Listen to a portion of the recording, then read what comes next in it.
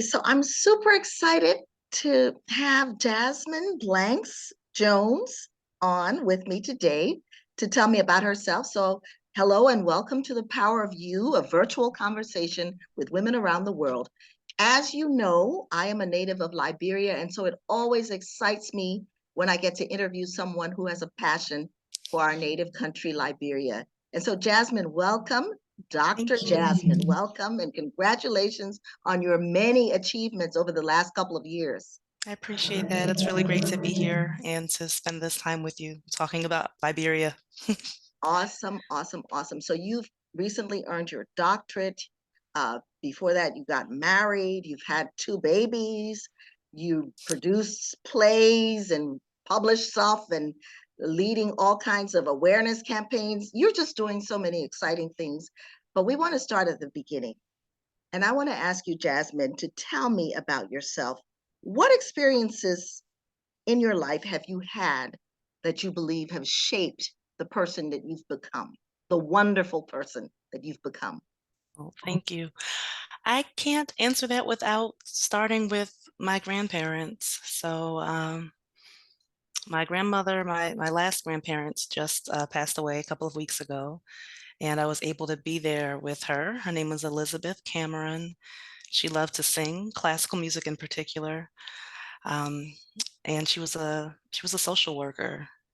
So I have a lot of her spirit that guides. And it's always been that way. My other grandmother on my father's side, Ravella Gunn Blanks, was a school counselor. And so definitely had a major impact on my own path. My grandfather's one was a civil rights activist, actually, in Philadelphia, and he was an entrepreneur. And my other grandfather was a classical pianist and singer. Um, so I really feel like their passions and the legacy that they just passed down to me and to my parents, of course, my parents, and then my cousins and I, we just had such a really rich tapestry to draw from in thinking about what our path could be. And when I look at my grandparents in particular, no shade to my parents because they were also amazing and still are, and do all of the things that help me to flourish. But my grandparents, when you look at what they did, they're artists and they're educators and they're involved in helping change the world to make it a good place for all of us to live in. I really feel like those have been the guiding points for what I've done with my own life.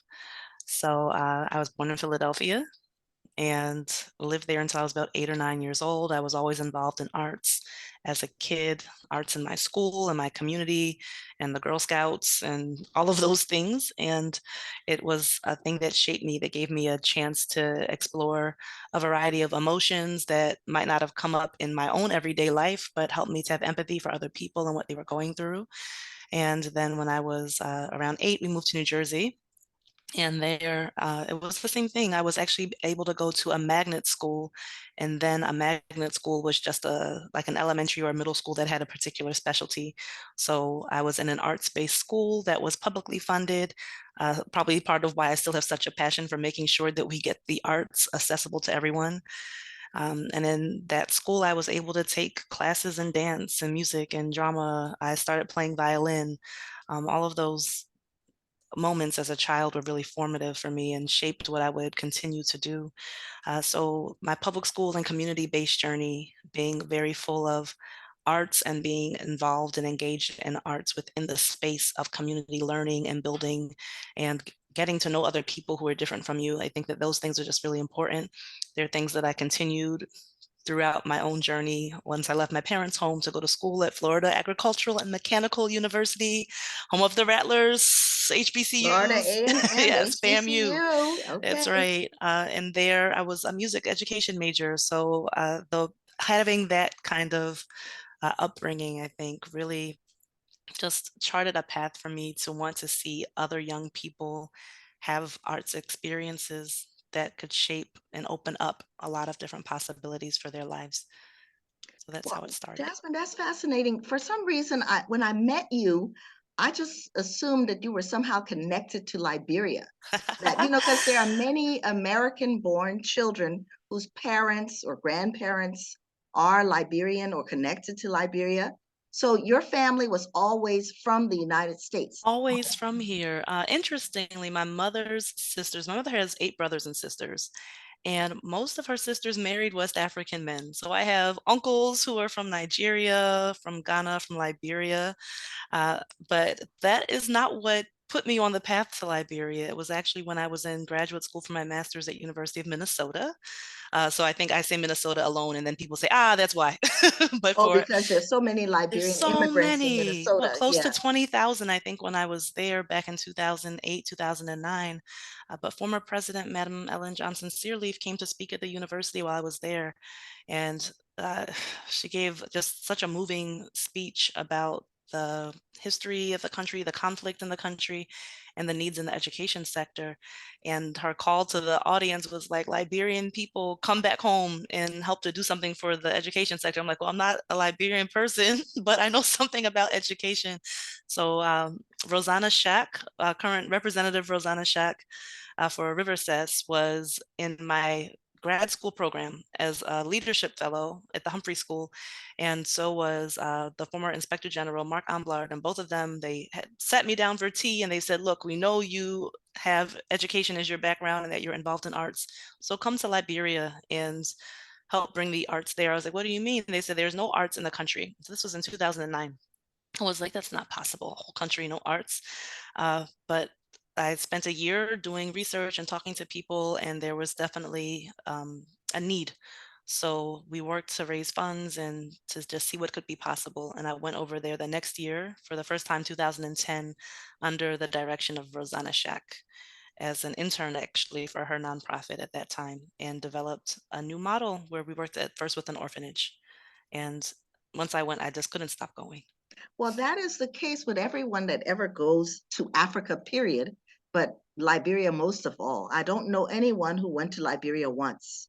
I think they go there and they keep coming back. And that is not a small thing. That is a I blessing. think so.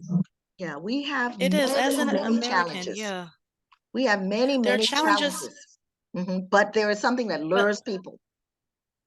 definitely, I think like the things that stand out to me from my first time there as a Black American person is so much just feels familiar. I remember just small things like when you eat your soup and there's pig foot in it. It's like, oh, my in Virginia where my grandfather's from, like this is very familiar to me. Or when you talk to uh, someone and something comes up and they don't like it and they say, I beg you, yeah. I'm like, oh, did you just that's the same thing as I know you didn't. It's like we have the same ways of moving. I Yes. think it's really surprising, I think initially for people who are raised in the US to go across the ocean to just see so much that feels very familiar. It feels like home almost automatically, even though there's so much different and there's so many challenges. That's true, but there's also just a lot of connection about the smaller, more nuanced aspects of our culture. Now, hey, have you spent any time in other African countries besides Liberia? I went to Ghana back in 2012 for some time, but the first country I visited was Ethiopia. Hmm. And I was there in 2004 with FAMU's concert choir. We sang actually at the Bob Marley 65th birthday festival with Lauryn Hill and the Oh, Marley how Brothers, exciting and is that? sang Oh, at Haile wonderful. Selassie's chapel or palace, and all of those things. So that was my intro to Africa. And I knew I would go back after that. I just wasn't sure where. Where? But Yeah. so I'm just asking you that to sort of to ask you in comparing the cultures of other African countries, say Ethiopia, say Ghana, is there more of a connection in Liberia? Because you know we have the common history. So there are Yes. Liberians that actually like myself who have partially an identical history to what you would have because some of my ancestors were actually slaves that Yeah. free people that were descendant from slaves that went and founded the country in the late Yes. 19th century. So we have that identical background, but maybe it's not just that. Maybe it's just a broader thing where African people in general have similarities with Black people in the diaspora. Well, I think interestingly enough, the countries that I've spent the most time in, which would be Ethiopia, Liberia, and Ghana, they all have very long Pan-Africanist histories, like historically so. Major Exactly. Mhm. gatherings of diasporans and continental Africans occurred in these places when I was in Ethiopia. And let's just talk about the hard things because I'm light skinned, right? If I'm light skinned, if I didn't talk, if I covered my hair, I was Ethiopian as long as I was quiet. Yeah. And even that to a degree still felt like home because there are so many places in the US where you're always looked at as different You just are the because you're other. black. You're You're the always other. yes, you're always Mhm. the other. Like I can cover my hair, I cannot talk, I can, but I'll still be black, and that will always make me other in this country. But being on the continent, there are ways that we can just belong that are Exactly. really missing from other parts of the world. But I still think I agree with you that Liberia is unique in that sense that we share this very real history of constant migrations both ways in and out of that region. So even before Black American uh, arrival as the thing of the early 1800s, there people had been moving throughout that entire region, and there was contact with Europe and the slave trade. So there's been constant movement to that part of the world. And I think that that is one of the reasons why, even beyond 1822, when Black Americans came there and many stayed and developed their own ways of being in the culture and developing new ways of thinking about Black and Liberian culture, Mhm. that they were even met with some things that I'm sure felt familiar. Yes. Yes, I'm sure. And so, you are so fascinating to talk to. We could go on a whole tangent and just talk about Pan-Africanism if we wanted to, and we Yes. may get there. But what I want to know is just a little more intimacy about you. In your family, are you an only child, or you have Yeah, siblings, and I do how have a was the brother. dynamic? I have a Uh-huh. brother. He's only a year younger than me, and well, we grew up. We just had a lot of fun together. He wasn't the artsy one. He was more into science and animals. He still is.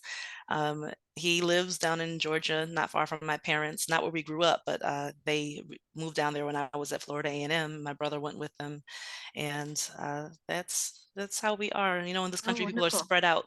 Families are Yeah, spread I out all over. understand.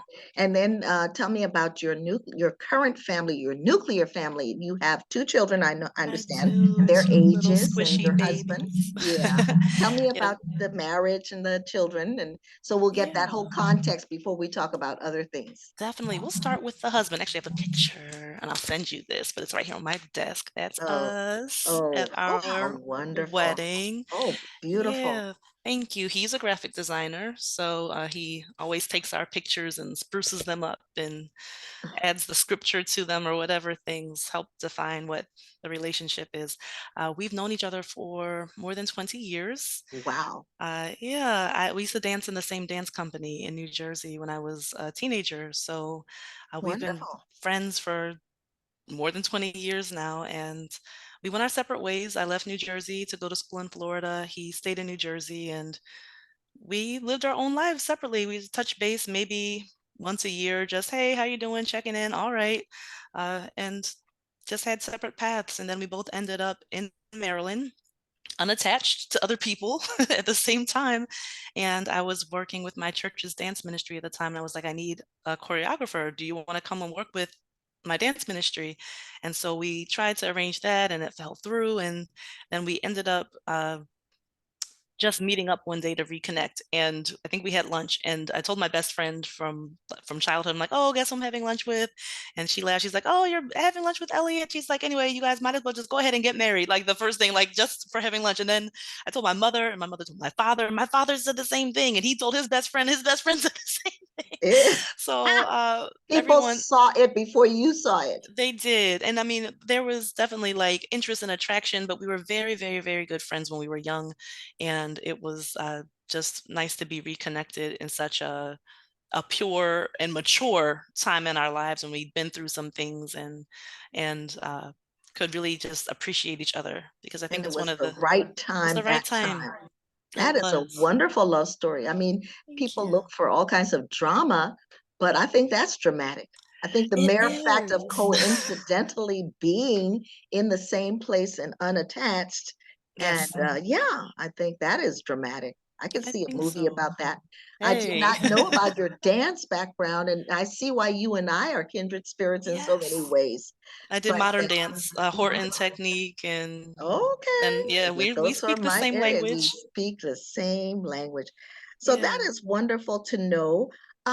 The purpose of this particular video cast when I first started it was to inspire young women or women in general to take possession of the power within them, Mhm. however they define that, and to move through life and find their successes. Because I think we all have it within us. And I sometimes identify younger or older or women the same age as me that I think have done just that. And I think you're one. I think you're a star. And I would love to know what achievements do you count as your greatest achievements to date? Honestly, it's those babies. It's those 2 happy, healthy, curious, loving little boys. They're 2 and 3 years old, and they're best friends with each other, and they care for each other. Like, the little one, he's allergic to a lot of things. He's allergic to 5 different things, and so his older brother, who's only a year older, like, he knows exactly what his little brother can't eat, and Oh, anyone how who fascinating. is ever around, he's careful, like, "Oh, no, no." Enum say, "He can't eat that, don't give him that," or, "He can't eat Oh, that," and so oh, even when he's playing and he's, like, using the little toys to make play food, and he'll say, "Oh, look, I made this egg," and he'll say, "Oh, wait, wait, Enum, so don't eat the egg, you can't eat the egg, let me make you something with no egg, no soy, no dairy," and so he'll be in his oh, play how kitchen sweet is that? making something for his brother, and to me, like, that in itself is an accomplishment. I know they're young, but to have, children who just have so much care in their hearts for each other and for other people, to me, is really important, I and couldn't agree yeah. more. I was at a soccer match. My grandson, who was 7, was playing in, and I just observed in him something that warmed my heart, the character, not just the Yes. skill, the talent, which he has too, but the Mhm. fact that he shared. And when he ran off the field and they had won and he had scored, he said, "Did you see my friend's goal?" He wanted to be Yes. sure that his friend was recognized. And I do think that that is an accomplishment when you young parents get it and you impart that at such a young age. And you know what the scriptures say, train up the child as the The way that way they they should should go. go. Yeah, so you're doing just that, and I congratulate you for that. So, Thank in you. terms of, I think your values are right on point, by the way, that it's family first. Yeah. But beyond the marriage and the children, which are Yeah. fabulous accomplishments, and many young women need to take your lead on that. Mm. Professionally, how have you shaped yourself in such a way that you have had so many of the successes you've already had? Yeah, well, the first baby was not a human baby. It was Before You Theater. It was the nonprofit in Liberia. It was this beautiful idea of what theater could do for young people who, at the time, my master's research was about residential spaces. And I looked at, well, in the US context, when majority white children get into problems in life, if their parents have money, they send them away to a fancy boarding school and they get to ride horses and they get to do arts therapy and things that bring about a more holistic form of healing. Whereas when Black children and brown children in this country get into a variety of situations that aren't necessarily the best, maybe they're incarcerated, maybe they're sent into the foster care system or into a school that has very strict and rigid types of guidelines for their behavior, for how they dress, for everything it's penalized. So my questions as a graduate student were just like, what if we created opportunities for children who are already getting the short end of the stick to receive care in places that allow them to engage creatively and holistically. And that's when I went to Liberia, and Rosanna Shack paired me with an orphanage that was in Mount Barclay. It was called King's Arms Orphanage at that time. They're now an academy, And I was able to, with her guidance and with the leadership there, test out what a model for residential arts education would look like for the children who would be least likely to have experiences in the arts in Liberia. And that little idea, that curious thing that was just always in me, of course, from my childhood, from being able to grow up in spaces where I had access to high quality arts education, but then I would see some of my friends who weren't engaged in those things take a variety of like creative and brilliant, intelligent people would just end up in situations. We'll just leave it at that. But that Diplomatically always put. Hmm. that Hmm. but that always remained in me. It's like, why is it that when people are given uh, certain kinds of opportunities and like wraparound care to support their interests, that they do seem to thrive? So being able to implement the program in Liberia and to see its success in its first year when Madam President Ellen Johnson Sirleaf came, and that year they wanted to see education, like school education, expanded beyond grade 7 at that time to be from being free and compulsory. They wanted to see it expanded because they had an inkling, or their own internal research methods told them that it would help girls in particular to have healthier, freer, safer lives by having school be expanded to be public and compulsory. And to do a play about that they wrote themselves with their own music, with their own dance, and to have the policy change in the country the next year to be expanded to grade 9. It was just a really important moment for me as someone who's always in my heart been an educator and who did spend time teaching prior to coming to Liberia, and as an artist who really believes in the power of arts to make real difference in the lives of people, especially young people. So Before You Theater, Burning Barriers, Building Bridges, that was my first baby. Okay, yes, and And yeah, I think I happened upon you at an early point, although right. I was initially probably in diplomatic service in the U.S. when you first went there, but eventually when I met you, you were engaged in B4 theater. So talk about, you said the model is, what is this model like? And how is it constructed and how did you adapt it? Because I'm sure it had to be adapted, and that's the brilliant thing, I'm sure, to go to West Africa where you have so few resources, like in Liberia, and make this model happen. Yeah, so that's a brilliant question. It's one of the things that I think is key for people who think they want to work in places that they're not from, is that adaptation is absolutely necessary, but it can happen in a more thoughtful way when you are invited, first of all, and when you go under the guidance of someone who knows the context. So I think that that particular piece is what made my transition much smoother than it could have been, because you're right, there are a lot of challenges. Like when I was there, I was not living in a nice hotel in Monrovia. I was living in Mount Barclay, which was bush for the most part back in 2010. The house I was staying in, sometimes we had spiders that were literally as big as my hands, almost the size of my head. And they were just living in the house. And when I would say, "Why is a spider here? Oh my gosh." They said, "Oh, they're just our friends. They will just be there. You'll be all right." And I just had to accept it, because what else do? You will go home and you pick up your bags and you'll go home. And then what do you have to say for yourself? At the end of the day, you went and you failed because you did not listen to local people. You could not make yourself to become part of the culture. So that's the main thing. But the model to, but I wanted to just lay that out because that is foundational. Is I appreciate that. Yeah, we can't just go into places with whatever kind of knowledge we think and think we'll just change things and that everything will adapt around what we create. So the thing that I created, the model for Before You Theater, came out of a community organizing strategy. So when I was in Minnesota as a graduate student, I was also a public achievement coach. And our training and the way that we coach organizations to see community change come about leans into community organizing. So students go through an issue summit, they do a stakeholder analysis, they do power mapping, and because we are theater based, they do these things in the context of developing out a play.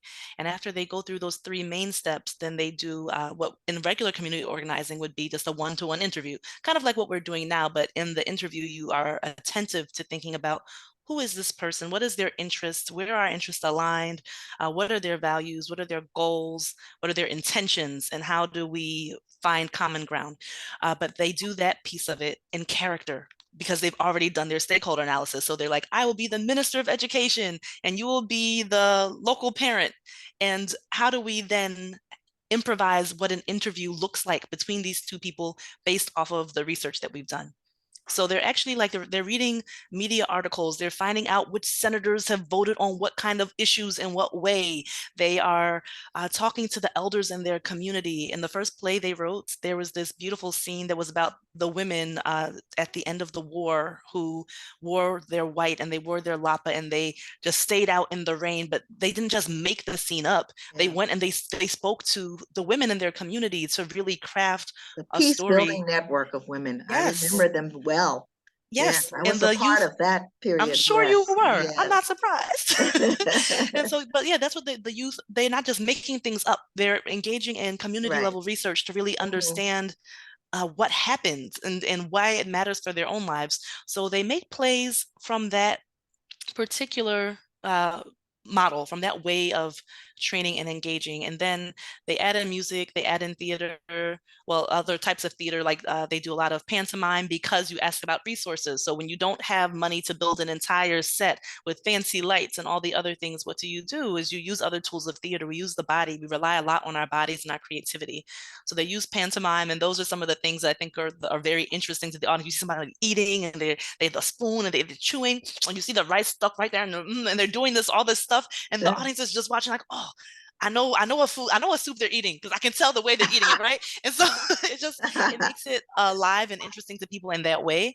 So that's one thing that's adapted. But I will say, even before those kinds of theater devices that are used in Western culture, that are used in Africa, all over the place, other things that I went in thinking would be interesting to the young people just weren't going to work. I remember the first year I wanted to do like a musical piece with what we call in the West found percussion, right? So if you don't have drums, if you don't have keyboards, maybe you're using like water bottles and different Mhm. sides when you're creating different sounds. And so I was like, okay, so we're gonna do this musical piece. You guys bring in your water bottles, collect them and do this thing. And and I show them like two water bottles I have, was like, see how they make different sounds. And when they have to, like sciencey, like this much water in it, it changes the tone and all, like a really good Western learning lesson. Anyone who has lived in Liberia for more than a month knows that there is no ample amount of water bottles just laying around for people to pick up and make music from.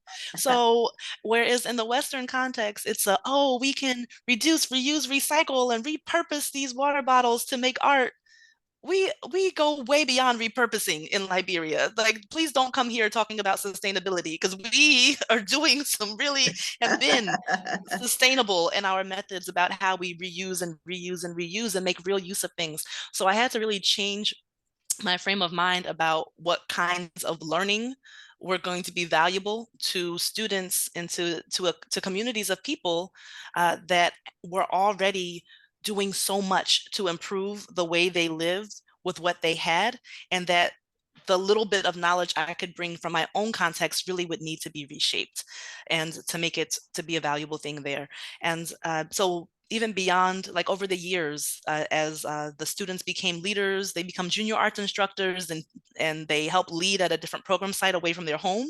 So if you live in Banga, maybe we send you for the summer over to Buchanan and you help teach there.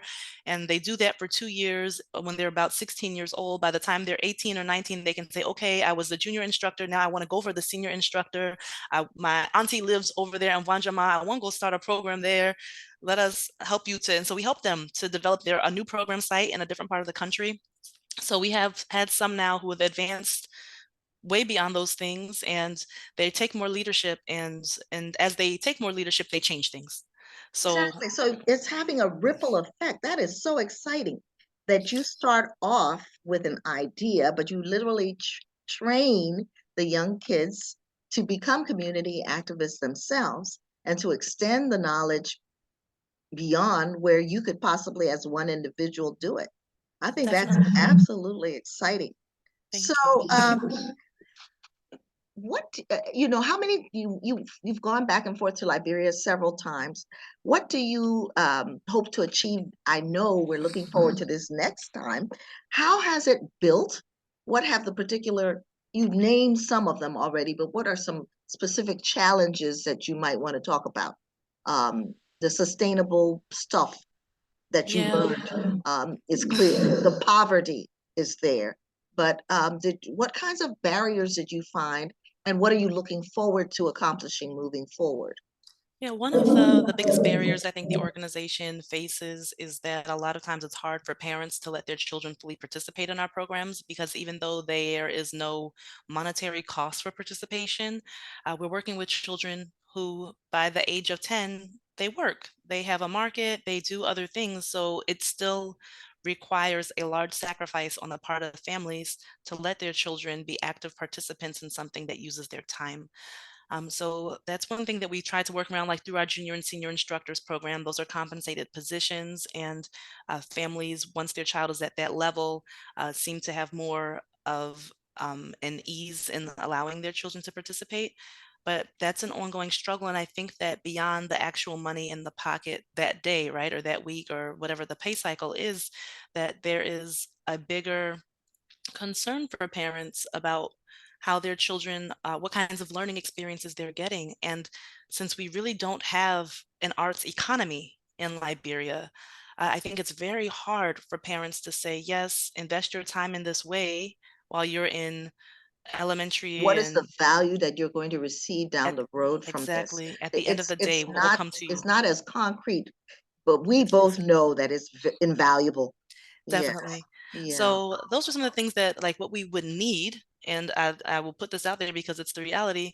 We need to work with universities that will provide scholarships for our students to study one of two things, either education or business, because we're training them in the arts. So if they can get a degree in education and infuse that education with the arts, then you have trained, qualified teachers who can begin implementing arts education programming in public schools. And that begins to change the narrative of what is possible and it creates more jobs.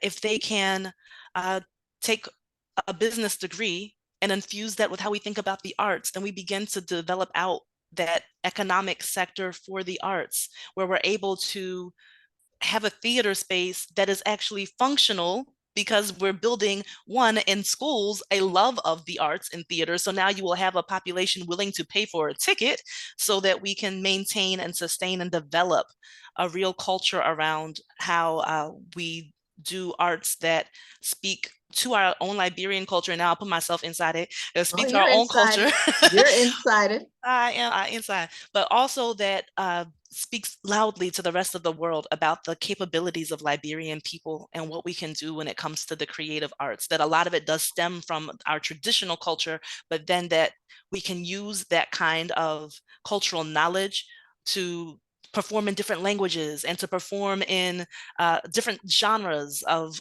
plays or of music and give it our own creativity. Like when Shakespeare's Globe Theater came to Liberia, it was B4U Theater that Yes. hosted them. And Yes, the I saw children, that. That was you when saw I it, and first met you. Yeah, they wrote their own version of Hamlet, that and they was performed that amazing. one on the stage, so that Liberian people are doing these things that they are very capable. When the actors from the UK saw the children do their own version of it, they just sat back and looked and were astounded. And it's having the ability to continue building those kinds of capabilities and capacities in our young people. But there has to be a cultural desire for how we more broadly engage in the arts. And that's not going to happen unless we can make sure that more students, our public schools, have arts programs and that there are people who are trained in how we bring together the business of the arts. And I know you know Well, that that's a very well. perfect segue into what I want to ask you because you seem like you have a business head. You've got your head on straight. So, how do you raise the funds Mm. to do the things that you're doing? Because you're talking about compensating young people, you're talking about putting on productions, even at a minimal cost. There is cost. Even your There's cost. travel, your living in Liberia for these extended times that you're working. How do you raise the money, and what is the business of B4 Theater? Yeah, so in the first probably 6 or so years, I had to just find means to pay for everything. So I was only a public school teacher in the US. I was spending easily a quarter of my salary making sure that Before Youth Theater could do something. And there were churches that were excited. There were individual donors who were excited, who support and who continue to support. But as an organization grows, it's very hard to make that sustainable. The organizations who you can see making progress with just churches and individual donors are like the children's choirs from East Africa that tour the children all over the world and that really target their performances for a foreign audience. And that's not necessarily a model that we are too interested in because we want to see the growth happen within Liberia for Liberians. So we have sought grants with varying success. It's different now that many NGOs aren't even on the ground. And oftentimes one thing that we've learned in working with NGOs is that they want you to do the thing that serves their own purpose that isn't always aligned with what young people want. And our model is the opposite of that. So I can't tell you how many times I've sat in a grant meeting and they've been like, oh, well, can the children perform on this? So I was like, well, they can, but the question is what they want to perform on. And that I can't tell you because once they start their model of how they go through, then they will decide. So nobody wants to hear that because they want to be able to hold you tight. So we've had some success though. During the Ebola epidemic, we were the first organization actually to do community awareness work back in Okay. June. Very important. Yes. So like, we started hearing about this Ebola in March. By June, our children were already out and doing street theater. They reached more than 300,000 people, and I wasn't even on the ground for most of it. This is the thing they did on their Fabulous. own, right? And UNICEF came on after they saw us having some success, I think by like August of that year. So 2 months into them doing awareness, UNICEF came on as a partner and they really helped and listened to what the young people were saying. I just wrote an article about that actually. It's been published and it's open access. So me and Open Silas access. Jokoli, yeah, Okay. it's free to read. The national director, Silas Jokoli. So that just got published last week. But people So can you read will send about, us a link and I'll we'll send it. include that. Yeah. Yeah, so people can read about like how it is that we were able to communicate to our INGO partner what it was people really needed to make their policies actionable, because that's where I think the arts do something very unique and showing people what it looks like to do a best practice. So we've found some traction around our work in the health side of the INGO sector, also in general with like gender justice issues. Those are things that INGOs will actually come to us and they will consult with us. So as people, and honestly, as I went back to get my doctoral degree. And once people in Liberia, when I was there, started to hear, oh, there's this person who's getting a degree from University of Pennsylvania, then they were very interested. And they started coming around and asking questions. I said, oh, I was sitting in a meeting and I had nothing to say to me. You'll listen to the other people who didn't even have bachelor's degree, but you will not hear me. But it's okay. So they started coming around. And once they would come and they would ask me to take on a project, then I would say, okay, I have people on my team from the theater company. And so we think about research and how international people who do research in Liberia, uh, how they go, especially people who do like anthropology and qualitative research. They going into the communities. They usually don't know those communities very well, just because they don't live there. And for me, I don't always live there. I'm there a lot, but not enough. So it's like if I can train people in this theater who have been going into the community to do research for the purpose of a play, how to use the same tool to do research in order to produce a report, to do research in order to develop a training, then we can have a model where we can actually sustain ourselves in at least in a small way, because we'll be able to work in consulting as well. So that's actually been the way that our senior arts instructors have joined me on consulting projects in Liberia with some of the very large organizations to help them develop out materials around a number of social and advocacy issues, because that is what that's the work they've been doing in theater for more than 10 years now. So it's translating that knowledge in a different way for the international people that come to tell us how to build capacity. Wonderful. This is also exciting, and I see a bright future. I Thank want you. to know specifically what you're getting ready for, what you're revving up to, because I know in a week or two you're going to Liberia and there's Yes, a we're project you coming. have in mind. So tell me about what's coming up. Yeah, I'll tell you what's coming up. I'll tell you it backwards, because before I will come there, we brought Liberian people from Before You Theater to the US. We Oh, how brought exciting. 5 people. They were here all this past summer. They were here in June, July, and August. And they performed a new play that we've written in collaboration with the Colonial Williamsburg Foundation Museum Theater Department. So big theater people in Virginia in the US. The Black actors there have a very long history of interpreting people who were enslaved or who were just Black in a time when the United States still was actively engaged in slavery. And so we've partnered with them to think about what were Black Americans thinking about in 1822? What did it look like for a woman who was from Virginia in the late 1700s? Once she was free and could have gone to Liberia, why didn't she go? Right. And what were those ways that Black people were thinking politically about what it meant to be free? And we've done this with Liberians and Black Americans together who have studied these Wonderful. things and developed a really exciting production that talks about those early interactions between Black Americans and the people who were already there in the land that we now call Liberia. And that's where we think about like the longer history that Europeans were already there, and how do we grapple with the role of this region, the Pepper Coast, in the slave trade, which was a real part of the discussion. And we're thankful that like there are now movies like The Woman King, and there's more energy around thinking about this particular point of time.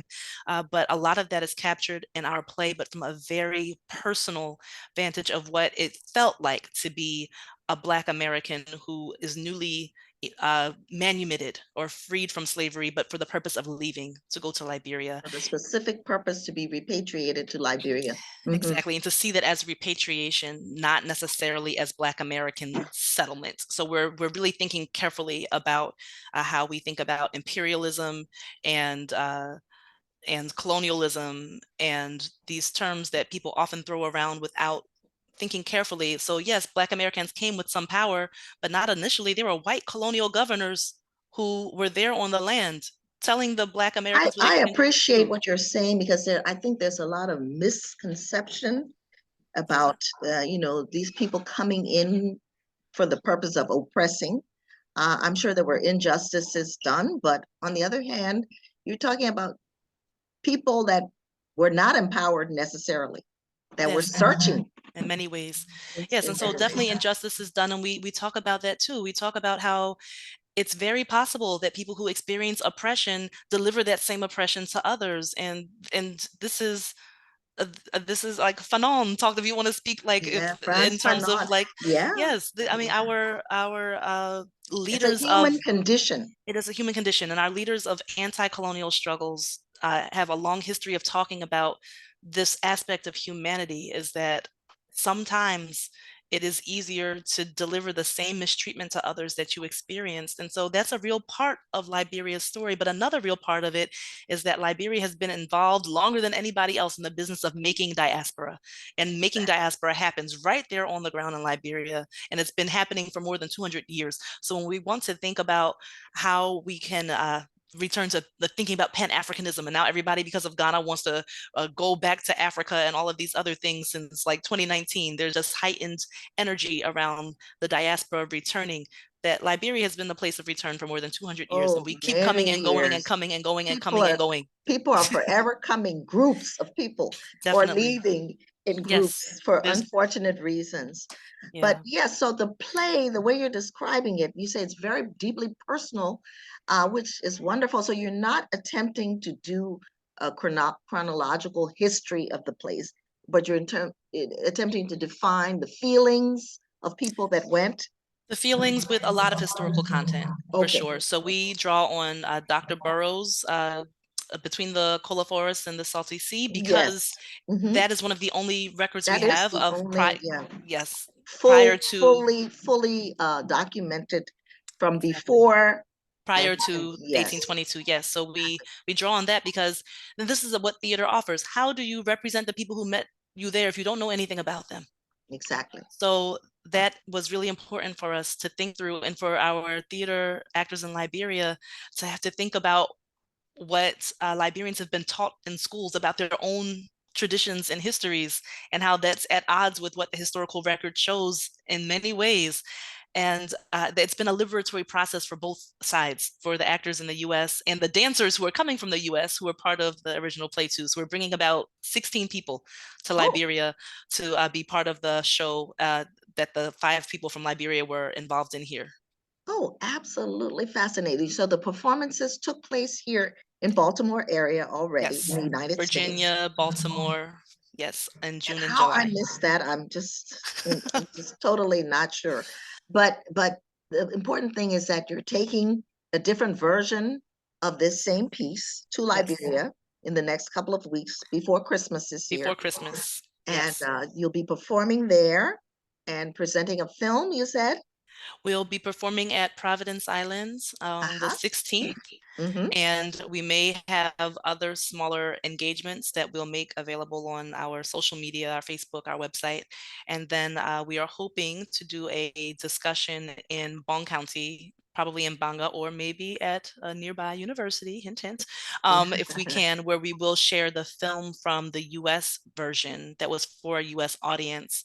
And we wrestled with like how much to change, but I think it will, for people who see the play on the 16th, it will be very good to also then be able to see what the differences were when it was performed for a US audience, because you have to over explain. Like if we were to do the same play in Liberia, there would be a lot of things that weren't understood, and the Yeah. same thing in the US. So it's Well, I how was you, going to say on either side, there's some explaining to do oh, because yes. I don't think the general history is known all It's, around, no, you so the know. historical pieces are essentially the same that we're presenting, but it's the way we talk about. So I don't need to explain to a Liberian person uh, all kinds of things about traditional culture. Hmm. Whereas an American will be like, well, I don't understand what kind of school did she go to if they weren't Western schools. Right. Uh, Okay. Excellent. so we've had to Well, change that some of is a those. very exciting. I hope to join you in that whole process and hope I to be hope a part so. of what happens on the ground, as we say in Liberia, in the Yes. next few weeks. Thank you. We So welcome tell you. me, what qualities, we're coming back to the personal, even though it's all personal, and It I love is. it all, but tell me, what are the qualities that you think you saw within yourself that you were able to draw on that allowed you to be such a nurturer of people? And how did you, what was it about you that you liked, that you found was your strength, that allowed you to do what you do? That's awesome. I think that's the first thing is you have to like yourself. You have to love yourself. I remember when I was very small, I think I was 6 or 7 years old. I came home from maybe school or something, and I sat on the bed next to my dad, and there was a mirror right across, and I said, Daddy, I think I'm pretty. People tell me I'm pretty because I'm light skinned, but you know, I really think I need green eyes, because if my eyes were green, since I'm light skinned, then Oh, I will actually be pretty. oh my And my dad, goodness. he was like, Oh no. you look it like me and I'm handsome, and you look like your mama and she's pretty, and that's it. And so then that was it for me. Like that was it. Like my daddy said it. So it must be true. I'm going with it. And I feel like so many times our young women don't have that person who just corrects the nonsense that the Well, world tells us about Toni ourselves. Morrison, have you seen the The, latest Toni Morrison interview? the documentary that they, Yes, yeah, and she talks about how she wrote The Bluest Eye yeah, and what yeah. sparked that is a telling moment. It is. So I think that Yes. that's the main thing. And even if it's not about colorism and light skin, dark skin, we're told all kind of things. You're too fat, you're too skinny, your hair, you're this, you're that. You don't speak the right way. You're not coming from the right people. And sometimes we just need the person who just stops the nonsense that's going on in our mind that other people have told us and just cuts it off and say, that's not, we're not even going to deal with this because it's not true. And you have to define the And you truth for were very yourself. blessed to have a parent Blessed. that Yes. was listening and that Yeah. said the right thing at the right time. Yes. So I think that's for me what did it, and that we can be that for other people, right? When we see our younger sisters or even our older sisters, our elders are dealing with a lot of trauma sometimes themselves, and to just be able to see when someone is hurting or struggling or thinks something about themselves that just simply isn't true, and to be able to be that voice that affirms that we are all beautiful and intelligent and are meaningful in this world. So I think I saw those things in myself because my parents told me that they were there. And what that let me do was when opportunities came up for me, I would never say no because I doubted myself. If I said no, it was about setting boundaries. But when someone says, oh, Jasmine, do you want to go be in this master's program in policy, even though you were a music educator? I would just have to say yes, because There's nothing Jasmine cannot do. because like if someone else sees something good in you that would let them offer you an opportunity, then you have to recognize that you see it in yourself, and so you just say yes even if you don't know everything about it. And I think especially for Black women, for Liberian women, Black, no matter where you are, Black world women, we have been really just taught to think the least of what we can do. And I hope it does not come across as racist to anyone, but many women that I've been around lately have said, if we just had the confidence of a mediocre white man, just a medium level white man, they won't even have the skill set sometimes, and we'll just apply for all kind of things. And we'll be To sitting just here. assume that you belong Yes, somewhere. that's Just it. It's that belonging to piece. just walk into a space and not feel that you don't deserve to be present. Exactly. Because That we'll would be have a these relief. brilliant women sitting around with all kinds of important experience, lived experience, knowledge, and we don't go for the opportunity because we don't think that we're deserving or that we know enough. And when is it ever enough? It's Right? never going to be enough. Exactly. So we just have to learn how to say yes to ourselves. So And that's your personal strength and I think so. best asset, that you have this love of self and this belief, firm belief Yeah. in self that was given to you Yeah. by your parents, by your dad in particular, Yeah. at that crisis moment. So Yeah. that's good. But now, since I'm so sure you're not fragile and you're strong, No. I'm going to ask you the flip side. Is there something about yourself that needs work? That Mm. if you were to dig deep, you would say, this is the thing, if you're able to share, this is the thing that is my personal challenge. And sometimes it's not even that different from the strength. You know what I mean? It's just this little tiny Definitely. thing right next to the good thing that is nagging you too. So if you can identify, is there something that you think holds you back sometimes? I think it's like you said, right next to, but the opposite. It's the saying no part. It's the recognizing when what's best for me is to just relax and that that's okay too, or to cancel a meeting and to push it back for a few weeks and not always pack on the next thing, to just take the time to be in the moment that I'm in and to feel everything that's there, because there's a really deep knowledge that comes from allowing ourselves to feel where we Mhm, are. mhm. And sometimes I miss that and always pursuing the next thing. The next thing, yeah. Yeah. Well, I think that was a very thoughtful answer. So, I mean, we've come a long way. Is there something particular you'd like to share with women that are listening to you? I think you've already shared some powerful messages. Your own life is a testimony, but are there any other things that come to mind that if you had to impart right now, let's say to one of your mentees or to someone older or younger that you think has as much to offer as you do, what would you say to them? Beyond that, saying yes to yourself is saying yes to your sisters. Seeing that wonderfulness in you, if you have that confidence, seeing that same thing in your sisters. And a lot of times we say, oh, maybe I'm projecting this onto them. We'll project the beautiful things onto them. Sister, I see this thing in you and you can do this thing, or I'm going to give you the opportunity even more than me because my plate is full, right? Yes, I'm already blessed and the cup is running over. Take this opportunity, give them the opportunity to say yes to themselves. And I think that that's the real thing. We have to start seeing the good things in ourselves and the wider self in our that's beautiful. sisters. That is absolutely beautiful to be able to say in the Liberian way, you fine, oh, Fine, fine. you fine. Yes. Oh, Well, Jasmine, amen. this has been a totally wonderful moment. I'm so glad you took the time to sit and chat with me about the power that is within you. And I think this is going to be a blessing for people that hear it. I And I hope so. congratulate you on your upcoming play that is going to be shown in Liberia, and for all of the successes that you've had in the past and that you will have in the future. And let's collaborate. Let's Yes, do we something. have to. Let's purpose to do something together. I think that Thank would you. be absolutely wonderful. It would be. Thank So, my you. dear sister, peace be with you. And also with you. Wonderful talking to you. You too. Bye now. Bye.